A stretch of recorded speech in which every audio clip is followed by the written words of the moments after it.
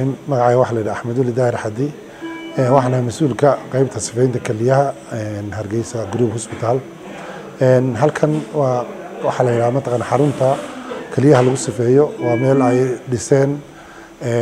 wadanka Imaaraadka Carabta khaasatan mataqan ay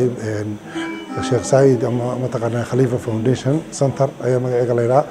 waxa kale la yiraahdaa mataqan ay Hargeysa Dialysis Center waa meel xaruna وحرنت أجوين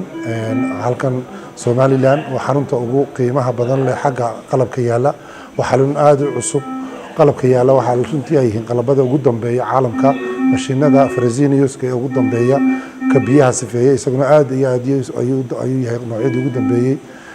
هنا عندي ومساعدة ركتان ده وماشى كون أحسن أما لا ترتمي كرتا عصب هذا قيمة كميدا يوروبيان هوسبيتال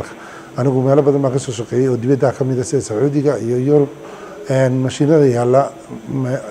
isbitaalada hadda ugu sareeya caalamka iyo kuwana waa isku mid waxa yaala 10 mashiin 10 ka mashiin waxa gali kara maalintii ilaa 30 qof maalintii gali kara